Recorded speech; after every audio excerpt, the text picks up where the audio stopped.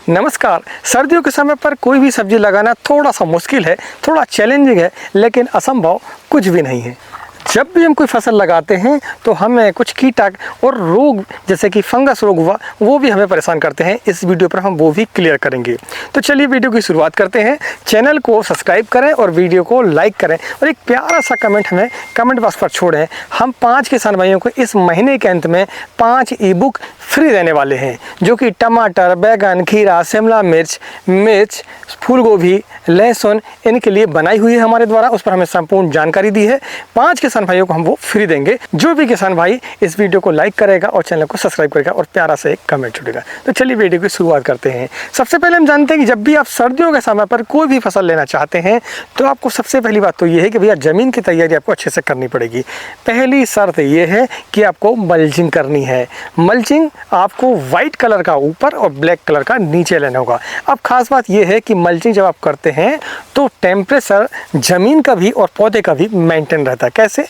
ज़मीन में हम जो नमी देते हैं वो पर्याप्त मात्रा पर रहती है, हमें ज़्यादा सिंचाई करने की आवश्यकता नहीं पड़ती है। सबसे अच्छा स्ट्रेस मेंटेन का काम जो करता है वो करता है भैया सिंचाई, वो करता है पानी। ठंड को बर्दाश्त करने की क्षमता सबसे ज़्यादा जो देता है वो करता है पानी, वो करता है सिंचाई। इसलिए जब भी हम सिंचाई करते हैं तो पानी ज़मीन पर जाता है, मिट्टी पर जाता है। टेम्परेचर लगभग 30 डिग्री से 35 डिग्री होता है, जो कि पौधे के लिए बहुत ही आसान है। जब ठंड ज़्यादा होती है तो यही मल्चिंग नमी को बनाए रखती है और साथ में पौधे को गर्माहट भी देती है। इससे पौधा हमारा सुचारू रूप से चलता है, उस पर फ्रूटिंग अच्छी आती है, उसकी बढ़वार अच्छी आती है। दोनों फसल के लिए वैरायटी का सिलेक्शन बहुत ही महत्वपूर्ण है, खासकर ठंड के समय पर। आप कोई भी वैरायटी को ठंड के समय पर नहीं लगा सकते। जो वैरायटियाँ रिकमेंडेड हैं ठंड के लिए उन्हें आपको लगाना है, अन्यथा आपकी फसल पर बढ़वार भी नहीं आएगी और आपको उत्पादन भी अच्छा नहीं मिलता है। अब हम जानते हैं उन फसलों के बारे में जो कि यदि आप ठंड के समय पर यानी कि 10 नवंबर तक यदि आप लगाते हैं, इसके बाद आपको नहीं लगाना है। यदि आप लगाते हैं भैया तो आपको उत्पादन अच्छा आएगा, कम लागत रहेगी और रेट आपको अच्छे मिलेंगे। पहली फसल है खीरा। खीरा एक ऐसी फसल है जो कि 200 कुंटल उत्पादन लेना बहुत ही आसान है यदि आप सुचारू रूप से उससे प्रबंधित करके चलते हैं तो। खीरा एक ऐसी फसल है जो कि कम लागत और कम समय पर आपको अच्छा मुनाफा देती है। कारण क्या है कि ये जो फसल है 35 दिनों में आपकी हार्वेस्टिंग इसकी चालू हो जाती है और यह अगले 30 दिनों तक चलती है। इससे ज़्यादा फसल हमारी खीरे की चलती भी नहीं है। कुछ एक वैरायटी है और कुछ एक मौसम का अच्छा रहता है तो फिर हमारी वैरायटी जो है 40 दिनों तक चलती है। इसके अलावा खीरा जो है ज़्यादा लंबा नहीं चलता है, लेकिन इतने ही दिनों में आपको 200 कुंटल उत्पादन मिल जाता है। ठंड के समय पर यदि आप खीरे की फसल को लगाते हैं तो यकीन मानिए बाजार प्रभाव आपको 20 रुपए के जैसे ऊपर ही मिलते हैं। अगर आप 70-80 कुंटल उत्पादन भी खीरे का ले लेते हैं तो आपको शुद्ध मुनाफा 1 लाख का होने वाला है, क्योंकि सीड का खर्चा 5 से 7 हज़ार रुपये मल्चिंग आपको लगेगी। यदि पुरानी बेड है, पुरानी मल्चिंग है तो भी आपका खीरा हो जाता है, कोई दिक्कत उसमें नहीं आती है। लेकिन मल्चिंग होनी आवश्यक है, ड्रिप होना आवश्यक है। इस समय पर स्टेकिंग भी आवश्यक है। नीचे आप बिल्कुल ना चलाएं, आपको उतना अच्छा नहीं मिलेगा, आप मेंटेनेंस नहीं कर पाएंगे। खीरे की फसल के लगाने के लिए आपको वैरायटी का सिलेक्शन बहुत ही महत्वपूर्ण है। वैरायटी में अगर हम देखें तो पहली वैरायटी है वीनर की सना। इसे आप इस समय पर लगा सकते हैं 10 नवंबर तक और 15 नवंबर तक। ज़्यादा से ज़्यादा की हम बात कर रहे हैं, इससे ऊपर आप ना लगाएं तो भैया अपनी रिस्क पर लगाएं। दूसरी वैरायटी है आपकी ईस्ट वेस्ट कंपनी की सायरा वैरायटी भी आप 10 नवंबर तक लगा सकते हैं, कोई दिक्कत नहीं है। देसी सेगमेंट है, हल्का ग्रीन हल्का वाइट लेते हुए पूरे भारत पर आपको उसकी डिमांड देखने को मिलेगी। बाजार प्रभाव आपको सबसे बढ़िया मिलेंगे। तो ईस्ट वेस्ट की सायरा को भी आप लगा सकते हैं। अगर हम बीज की मात्रा की बात करें खीरे की तो लगभग 200 ग्राम से लेकर 250 ग्राम तक सीड आपको लगता है, यदि पैकेट वजन के हिसाब से आती हैं तो। अन्यथा सभी कंपनियां आजकल नंग के हिसाब से यानी कि सीट की संख्या के हिसाब से पैकेट बनाती हैं। जैसे कि 300 सीट का एक पैकेट होता है खीरे का। आप गिन लें कितने आपको सीड लगने वाले हैं, उसके हिसाब से आप सीड खरीदें, 10% एक्स्ट्रा चलें। हम आगे आपको बताएंगे कि सीड को लगाने का तरीका ठंड के समय पर थोड़ा सा अलग होता है अन्य सीजनों की अपेक्षा। आप वीडियो के अंत तक जरूर देखें। चलिए तीसरी वैरायटी को जाने। तीसरी वैरायटी है मारिया, जो कि नॉन न्यू सीड की आती है। इसे भी आप 10 नवंबर तक अधिकतम 15 नवंबर तक लगा सकते हैं। आगे लगाएंगे तो भैया उत्पादन नहीं मिल पाएगा, वो आपकी रिस्क है। इसके बाद आप ना लगाएं। हाँ, बाद में और लगाना है तो फिर आप जनवरी के महीने में लगा सकते हैं, वो भी ट्रे विधि से, यानी कि आपको नर्सरी तैयार करनी पड़ेगी। चलिए, ये पहली हमारी फसल थी, इसे आपने समझ लिया। लगाने के तरीके की हम बात करें तो जब आप मल्चिंग और इस पर होल निकालते हैं भैया, तो इसमें 1 फीट पर आपको होल निकालना है। एक सीड आपको लगाना है एक होल पर, दूसरे होल पर आपको 2 सीड लगाने हैं, फिर इसके बाद फिर एक लगाना है, यानी कि हर एक होल पर आपको 1 और 1 में 2 लगाना है।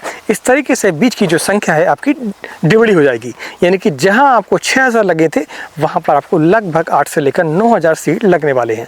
वो इसलिए क्योंकि गैप फिलिंग के लिए हमारे पास समय नहीं है कि भैया हम पहले देखें कि जर्मिनेशन कितना आया है, इसके बाद फिर से उसमें चौपाई करें, रोपाई करें, तब जाकर हमारा गैप फिलिंग हो पाता। तो हमको ये नहीं करना है, पहले से ही हमें सतर्क होकर काम करना पड़ेगा। हम 2 लगा रहे हैं एक जगह, 1 लगा रहे हैं एक जगह, 1 नहीं भी उगता है तो कोई बात नहीं, वही जो 2 है वो हमारे कवर कर लेते हैं। तो ये सीक्रेट फार्मूला है, खासकर सर्दियों के समय पर। हालांकि इस फार्मूले को आप कभी भी जब डायरेक्ट शीट किसी फसल का लगाने वाले हों तो आप इसे कर सकते हैं, आजमा सकते हैं। दूसरी फसल है बीन्स, लेकिन सभी वैरायटी नहीं लगती इस समय पर। आप यदि बीन्स लगाने वाले हैं तो फिर आपको धरती सीड की बबली को लगाना होगा।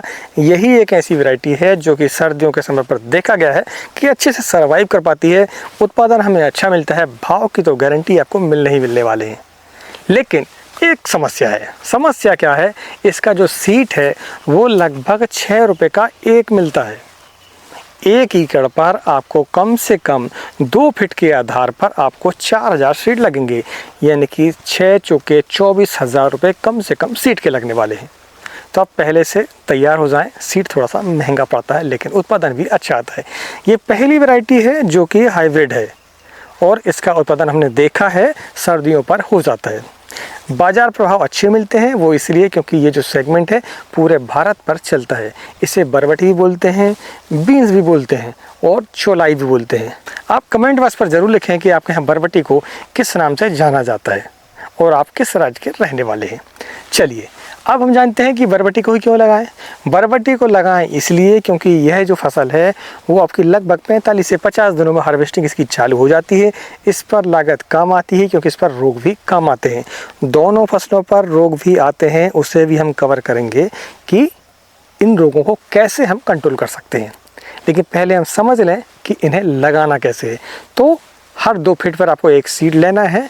इसे भी ऐसा ही कर सकते हैं आप, लेकिन इसमें दिक्कत ये है कि भैया इसका सीड महंगा है। इसलिए क्या करें आप, पहले एक सिंगल सीड लगा लें और लगभग 10% सीड आप ट्रे पर डाल लें। ट्रे में डालने से होगा ये कि अगर कोई सीड नहीं उगता है तो उसका पौधा आप लगा सकते हैं। ये आपको मैं बचत करने की बात बता रहा हूँ। तो हमने दोनों फसलों को जाना कि हम कैसे लगाएं, वैरायटी हमें कौन सी लगानी है। अब ये समझते हैं कि इन दोनों फसलों को लगा तो लेते हैं हम, लेकिन सर्दियों पर समस्याएं भी आती हैं। अब उन समस्याओं को कैसे हम निपटाएं, ये हम इस वीडियो पर समझेंगे। अगर जानकारी अभी तक पसंद आई है तो वीडियो को लाइक करें और पहली बार चैनल को सब्सक्राइब जरूर करें। हमारी ई बुक लेना चाहते हैं तो आप ले सकते हैं, उस पर हमने संपूर्ण जानकारी दी है। टमाटर, बैंगन, शिमला मिर्च, फूल गोभी, लहसुन, इन पर और खीरे पर भी। देखिए, जब भी आप सर्दियों पर कोई फसल लगाते हैं तो आपको फंगस संबंधी समस्या आती है। उनमें यदि हम देखें तो एक है डाउनी मिल्डी और दूसरी है पाउडरी मिल्डी। दोनों को पहचानना थोड़ा सा मुश्किल होता है लेकिन इतना कठिन भी नहीं है। पत्तियों को, जो नीचे की पत्तियां हैं उन्हें आप पलटा कर देखें, यदि वहाँ पर पाउडर दिखाई दे रहा है और ऊपर पीलापन आपको दिखाई दे रहा है तो आप समझ लें वो डाउनी मिल्डी है। यदि पाउडर ऊपर दिखाई दे रहा है नीचे की पत्तियों पर और पीलापन नीचे दिखाई दे रहा है तो आप समझ लें कि वो पाउडरी मिल्डी है। पाउडरी मिल्डी, ध्यान रखें, पूरे पत्तों पर एक साथ आता है, लेकिन डाउनी मिल्डी एक साथ नहीं आता। उसमें छोटे छोटे पीले आपको धब्बे दिखाई देंगे, बाद में वो बड़े होते जाते हैं।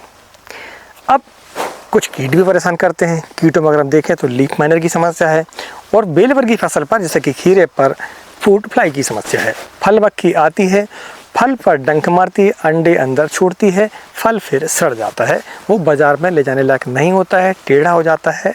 आपकी जो गर्दन होती है उसकी वो पतली पड़ जाती है, उस पर हल्का सा छेद आपको दिखाई देगा।